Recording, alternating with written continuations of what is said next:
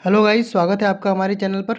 दोस्तों, आज के इस वीडियो में हम बात करेंगे अकाउंट्स क्या होते हैं और कितने टाइप के होते हैं। दोस्तों, अगर आपको जर्नल एंट्री सीखना है तो आपको अकाउंट्स का बेसिक नॉलेज होना बहुत ज़रूरी है।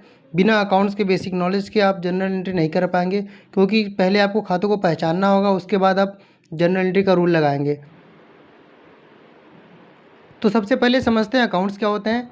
किसी भी व्यक्ति, किसी भी फर्म, किसी भी कंपनी से संबंधित ट्रांजैक्शन को जब एक जगह छाट कर लिखते हैं तो उसे उस व्यक्ति, उस फर्म, उस कंपनी क्या कहते हैं दोस्तों? अकाउंट्स कहते हैं। ठीक है, एक बार फिर से बोलते हैं। किसी भी व्यक्ति, किसी भी वस्तु, किसी भी कंपनी से संबंधित ट्रांजैक्शन को जब एक जगह छाट कर लिखा जाता है तो उसे उस व्यक्ति, उस फर्म, उस कंपनी क्या कहते हैं? अकाउंट्स कहते हैं दोस्तों। ठीक है, तो अब समझते हैं अकाउंट कितने टाइप के होते हैं। दोस्तों, अकाउंट तीन टाइप के होते हैं। पहला होता है पर्सनल अकाउंट, जिसको कहते हैं व्यक्तिगत खाता। दूसरा होता है रियल अकाउंट, यानी कि वास्तविक खाता। तीसरा होता है नॉमिनल अकाउंट, यानी कि नाम मात्र या अवास्तविक का खाता। ठीक है, तो सबसे पहले समझेंगे हम वास्तविक खाता, सबसे पहले समझेंगे हम पर्सनल अकाउंट यानी कि व्यक्तिगत खाता क्या होता है। दोस्तों, वे सारे के सारे खाते जो कि व्यक्तियों या फिर व्यक्तियों के ग्रुप से संबंधित होंगे, यानी कि इंडिविजुअल या फिर ग्रुप ऑफ इंडिविजुअल से रिलेटेड होंगे, वो हमारे पर्सनल अकाउंट के अंदर आएंगे। जैसे कि राम का खाता, श्याम का खाता, मोहन का खाता, सोहन का खाता, सुरेश का खाता, रमेश का खाता, इस तरह से जितने भी नाम आएंगे वे सारे के सारे इंडिविजुअल। और जितने भी ग्रुप ऑफ इंडिविजुअल, जैसे कि बैंक का खाता, फर्म का खाता, किसी कंपनी का खाता, जैसे कि Naveen trading company, Mohan and sons, इस तरह से जितने भी कंपनी खाते और बैंक के खाते और फर्म के खाते, यानी कि दो या दो से अधिक व्यक्ति जिसमें इन्वॉल्व हो, ठीक, वे सारे खाते भी किस में आएंगे? पर्सनल अकाउंट में आएंगे दोस्तों। अब समझते हैं रियल अकाउंट यानी कि वास्तविक खाता क्या होता है। दोस्तों, वे सारे के सारे खाते जो कि संपत्तियों या फिर अधिकारों से संबंधित होते हैं वो रियल अकाउंट के अंदर आते हैं दोस्तों। एक बार फिर से समझिए दोस्तों। दोस्तों, वे सारे के सारे खाते जो कि संपत्तियों या फिर अधिकारों से संबंधित होते हैं वे हमारे रियल अकाउंट के अंतर्गत आते हैं। जैसे कि बिल्डिंग हो गया, मशीनरी हो गया, फर्नीचर हो गया, प्लांट हो गया, और साथ ही साथ परचेज हो गया, सेल हो गया। दोस्तों, बिजनेस में दो टाइप की एसेट जो कि हम खरीदे जाते हैं। एक होता है फिक्स एसेट, यानी कि जो स्थायी संपत्ति जो कि लॉन्ग टर्म के लिए हम खरीदते हैं। दूसरा होता है करंट एसेट, जिसमें कि एक हमारा माल होता है जो कि हम रीसेल करने के लिए खरीदते हैं। ठीक है, रीसेल करने खरीदते हैं, फिर उसके बाद हम दोबारा सेल करते हैं, उसको सेल करते हैं। यानी कि हमारा माल जिसको हम खरीदते हैं और बेचते हैं वो भी हमारा वास्तविक यानी कि रियल अकाउंट के अंदर आता है। और साथ ही साथ परचेज रिटर्न भी हमारा रियल अकाउंट के अंदर आता है, और सेल रिटर्न भी हमारा रियल अकाउंट के अंतर्गत ही आता है। तो दोस्तों, रियल अकाउंट के अंतर्गत वे सारे के सारे खाते आएंगे, वे सभी खाते आएंगे जो कि संपत्तियों और अधिकारों से संबंधित होंगे। ठीक है, अभी पर्सनल अकाउंट और रियल अकाउंट को हम डिटेल में समझेंगे, क्योंकि इनको आगे फर्दर डिवाइड किया गया है। अब हम बात करते हैं नॉमिनल अकाउंट यानी कि नाम मात्र का खाता। दोस्तों, नाम मात्र खाता वे खाता जो कि इनकम, एक्सपेंस यानी कि आय या फिर व्यय या फिर प्रॉफिट या फिर लॉस से संबंधित होंगे। मतलब दोस्तों, वे सारे के सारे खाते, वे सारे के सारे अकाउंट्स जो कि इनकम एक्सपेंडिचर यानी कि आय व्यय या फिर प्रॉफिट एंड लॉस नेचर के होंगे, वे सब किस में आएंगे? नॉमिनल अकाउंट के अंदर आता है। जैसे कि सैलरी हो गई हमारी, हिंदी में कहते हैं इसको वेतन। अगर हमने किसी को दिया तो दोस्तों हमारा एक्सपेंस होता है, अगर हमको मिला तो हमारा इनकम होता है। उसी तरह से वेजेस होता है, अगर हमने किसी को दिया तो हमारा एक्सपेंस हुआ, अगर हमको मिला तो हमारा इनकम हुआ। वेजेस को हिंदी में कहते हैं मजदूरी। और तीसरा उसी तरह रेंट होता है दोस्तों, अगर हमने रेंट किसी को दिया तो हमारा एक्सपेंस होता है, अगर हमको मिल जाता है तो हमारे लिए इनकम होता है। और इंटरेस्ट होता है उसी तरह। ठीक, ये भी हमारा नॉमिनल अकाउंट होता है, अगर हमने किसी को दिया तो हमारा एक्सपेंस हुआ, अगर हमको मिला तो हमारा इनकम हुआ।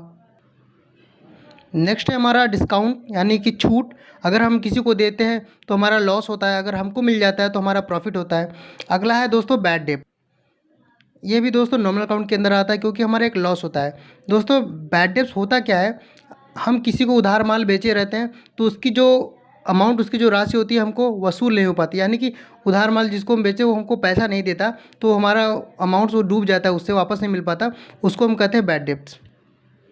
मतलब ये हुआ दोस्तों कि वे सारे के सारे खाते जिनसे हमें लगता है कि हमारा इनकम हो रहा है, हमारा एक्सपेंस हो रहा है, या फिर हमारा प्रॉफिट हो रहा है, या फिर हमारा लॉस हो रहा है, उनको हम किस कैटेगरी में लाएंगे? वो नॉमिनल अकाउंट के अंदर आएंगे दोस्तों। ठीक है, अब समझते हैं पर्सनल अकाउंट को कितने भागों में बांटा गया है। ठीक है दोस्तों, तो पर्सनल अकाउंट को दोस्तों तीन भागों में बांटा गया है। पहला होता है नेचुरल पर्सनल अकाउंट, दूसरा होता है आर्टिफिशियल पर्सनल अकाउंट यानी कि कृत्रिम व्यक्तियों के खाते, तीसरा होता है रिप्रेजेंटेटिव पर्सनल अकाउंट। ठीक है, तो सबसे पहले देखेंगे नेचुरल पर्सनल अकाउंट क्या होता है। दोस्तों नेचुरल पर्सनल अकाउंट वे खाते होते हैं जो कि इंडिविजुअल व्यक्ति से संबंधित होते हैं, जैसे कि राम, श्याम, मोहन, सुरेश, रमेश, इस तरह से जितने भी पर्सन होते हैं इंडिविजुअल, ठीक है, उन सब के नाम के खाते वो सब नेचुरल पर्सनल अकाउंट में आएंगे।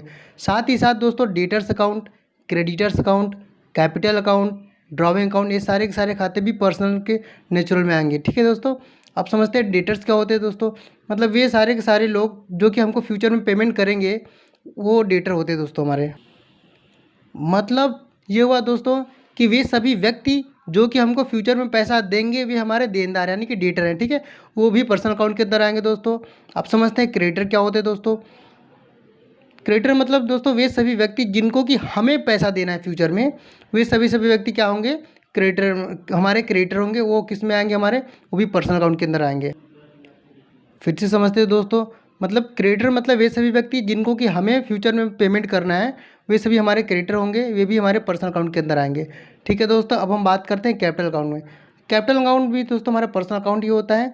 ठीक है, क्या होता है आप समझते हैं कि बिजनेसमैन जिस भी वस्तु या फिर कैश से अपना व्यापार आरंभ करता है उसे हम कैपिटल कहते हैं। ठीक है दोस्तों, मतलब व्यापारी जिस भी वस्तु से या फिर माल से अपना व्यापार आरंभ करता है उसे हम क्या कहते हैं, कैपिटल कहते हैं। दोस्तों ये भी हमारा पर्सनल अकाउंट के अंदर आता है। दूसरा समझते हैं ड्राइविंग। ड्राइविंग यानी कि आहरण, ये क्या होता है दोस्तों, ये भी हमारा पर्सनल अकाउंट ही होता है। आप समझते हैं ये क्या होता है। ठीक है, जब व्यापारी यानी कि बिजनेसमैन अपने निजी यानी कि पर्सनल यूज़ के लिए बिजनेस से कोई कैश या फिर गुड्स लेता है यानी कि माल लेता है, ठीक है, तो उसे ड्राइविंग कहते हैं दोस्तों, ये भी हमारा पर्सनल अकाउंट ही होता है। अब समझते हैं आर्टिफिशियल पर्सनल अकाउंट के बारे में दोस्तों। इसको हिंदी में कहते हैं दोस्तों कृत्रिम व्यक्तियों के खाते। आर्टिफिशियल को दोस्तों कहते हैं हिंदी में कृत्रिम व्यक्तियों के खाते। मतलब इसको हिंदी में कहते हैं कृत्रिम व्यक्ति, मतलब बनावटी, मतलब ऐसे खाते जो कि रियल में होते तो नहीं है लेकिन बनाए गए होते हैं। मतलब जो व्यक्ति तो रियल में पर्सन नहीं होते लेकिन पर्सन द्वारा बनाए हुए होते हैं और पर्सन की तरह काम भी करते हैं। ठीक है, जैसे कि बैंक हो गया, फर्म हो गया, कोई कोई कंपनी हो गई, ठीक है, जैसे कि नवीन ट्रेडिंग कंपनी हो गई, मोहन एंड सन्स हो गया, अनु लिमिटेड हो गया। ये सब दोस्तों वाकई में पर्सन तो नहीं होते लेकिन पर्सन के द्वारा क्रिएट किए होते हैं और उनकी तरह काम भी करते हैं। इसके अंदर दोस्तों बेसिकली वे सभी खाते आएंगे जो किसी कंपनी के होंगे या फिर किसी फर्म के होंगे, ठीक है, या फिर कॉलेज, क्लब, हॉस्पिटल के होंगे। ठीक है, ये भी सब के सब दोस्तों हमारे पर्सनल अकाउंट के अंदर ही आते हैं। अब बात करते हैं दोस्तों रिप्रेजेंटेटिव पर्सनल अकाउंट के बारे में, जिसको हिंदी में कहते हैं प्रतिनिधित्व वाले खाते। ठीक है दोस्तों, इसके अंदर बेसिकली हमारे वे सब के सारे एक्सपेंस आते हैं जो कि अनपेड होते हैं। ठीक है, यानी कि हमने सर्विस तो ले ली है स्टाफ से लेकिन उनको पेमेंट नहीं किया है। ठीक है, और साथ ही साथ वे सारे भी खाते आते हैं, वे सारे एक्सपेंस आते हैं जो कि हमने प्रीपेड कर दिया है, यानी कि हमने पहले से उसको पेमेंट कर दिया है। ठीक है, जैसे कि हो गया प्रीपेड रेंट। उसी तरह से वे सारे के सारे इनकम होते हैं जो कि अक्रूड होते हैं। अक्रूड मतलब हमने एक इनकम अर्न कर लिया है पर हमें मिला नहीं है। ठीक है, जैसे कि अक्रूड कमीशन हो गया। और उसी तरह से होता है अनएक्रूड कमीशन, मतलब वे सारे के सारे इनकम जो कि हमने कमाया तो नहीं, हमने अर्न तो नहीं किया है, लेकिन हमने अर्न तो नहीं किया है लेकिन हमें पहले ही मिल गया है। दोस्तों इसको आइडेंटिफाई करने के लिए सबसे बढ़िया तरीका ये ट्रिक है कि ये जो होता है एक्चुअली जो सैलरी है, रेंट है, कमीशन है वगैरह, ये सब जो है कि हमारे नॉमिनल अकाउंट के अंदर आते हैं। ठीक है, अगर नॉमिनल अकाउंट का कोई भी आइटम हमारा आउटस्टैंडिंग, प्रीपेड, अक्रूड या फिर अनएक्रूड के साथ मिले तो हम समझ जाएंगे कि वो हमारा पर्सनल अकाउंट है। मतलब ये दोस्तों कि नॉमिनल अकाउंट का जो भी हमारा एक्सपेंस या फिर इनकम है, ठीक है, वो अगर हमें आउटस्टैंडिंग, प्रीपेड या एक्रूड या फिर अनएक्रूड उनके साथ लगा हुआ है तो वो भी हमारे पर्सनल अकाउंट बन जाते हैं। अब हम समझते हैं दोस्तों रियल अकाउंट। दोस्तों रियल अकाउंट को फर्दर दो भागों में बांटा गया है। पहला होता है टेंजिबल, दूसरा होता है इंटेंजिबल। टेंजिबल मतलब दोस्तों हिंदी में दृश्यमान यानी कि मूर्त, जो कि हमको दिखाई देता हो, ठीक है, जिसको हम महसूस करने के साथ साथ छू सकते हैं, ठीक है, देख सकते हैं, जिनका कोई रंग रूप आकार है, ठीक, जिसका कोई फिजिकल एग्जिस्टेंस है, ठीक है, जिनको हम कोई गड़बड़ी होने पर रिपेयर वगैरह करा सकते हैं। ठीक है, जैसे कि बिल्डिंग हो गया, मशीनरी हो गया, फर्नीचर हो गया, प्लांट हो गया।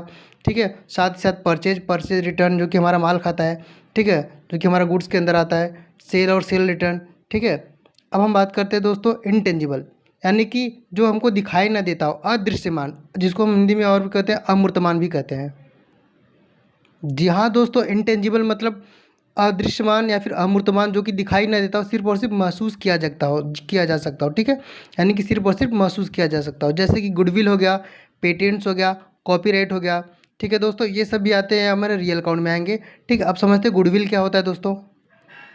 गुडविल दोस्तों एक ऐसी स्थायी संपत्ति होती है जिसको देखा नहीं जा सकता किंतु महसूस किया जा सकता है। जैसे कोई बिजनेसमैन, ठीक है, बहुत सालों से बिजनेस चलाता आ रहा है, ठीक है, तो मार्केट में बहुत फेमस हो जाता है, ठीक। इस वजह से उसकी अर्निंग तो बहुत होती है, ठीक, उसके सेलिंग बढ़ जाती है, उसके ग्राहक बहुत होते हैं, ठीक है, उसकी अर्निंग बढ़ती है। लेकिन दोस्तों ये जो गुडविल है उसको प्रत्यक्ष रूप से हम देख नहीं पाते, लेकिन महसूस कर सकते हैं, हाँ इनकी सेलिंग बहुत बढ़िया है, ठीक है, बहुत फेमस है, ठीक है, इनका गुडविल, इनकी ख्याति अच्छी है, हिंदी में कहते हैं ख्याति, ठीक है।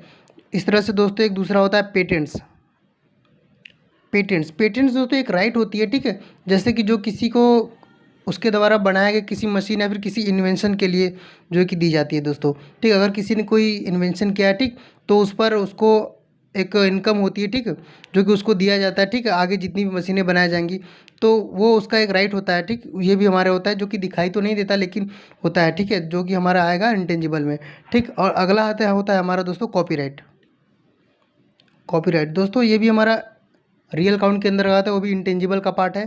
तो कॉपीराइट क्या होता है दोस्तों, ये एक तरह का राइट होता है जो कि किसी लेखक होते हैं, जो ऑथर होते हैं, वो अपनी बुक लिखते हैं, ठीक है। अब वो बुक लिखने के बाद वो जो जितने अब पब्लिकेशन होते हैं वो उसको सेल करेंगी, उसको छाप करके उसको सेल करेंगी, ठीक है, सेल करेंगी तो उसको जितनी कॉपी वो छाप करके सेल करेंगी, ठीक है, तो वो लेखक को एक अमाउंट देंगी पर कॉपी पर, ठीक है। तो उसको राइट होता है लेने का, तो ये भी होता है हमारा कॉपीराइट, ठीक। ये राइट दोस्तों दिखाई नहीं देता, ठीक, इसके हाथ में कुछ होते नहीं है, ठीक, इसका ना तो कोई रंग रूप आकार होता है, इसको महसूस किया जा सकता है कि हाँ इनकी एक कॉपीराइट है, ठीक है, जो कि इन्होंने बुक को तो लिखा है, ठीक है, आगे जितनी भी इसकी कॉपी छपेंगी इनको इन पर इतना अमाउंट पर कॉपी करके दिया जाएगा। तो आज की इस वीडियो में दोस्तों हमने अकाउंट्स का पूरा का पूरा क्लासिफिकेशन कवर किया। तो आपसे एक रिक्वेस्ट है दोस्तों कि अगर इस वीडियो से आपको अकाउंट्स के बारे में कुछ भी नॉलेज मिली हो या फिर ये वीडियो आपको आपके लिए ज़रा भी बेनिफिशियल रहा हो, तो दोस्तों हमारे चैनल को सब्सक्राइब करिए और वीडियो को लाइक करिए और जितना हो सके दोस्तों शेयर करिए। और दोस्तों साथ ही साथ बेल आइकन को दबाना ना भूलें ताकि जितनी भी वीडियो हम लेकर के आए हैं वो आपके पास सबसे पहले पहुँचे।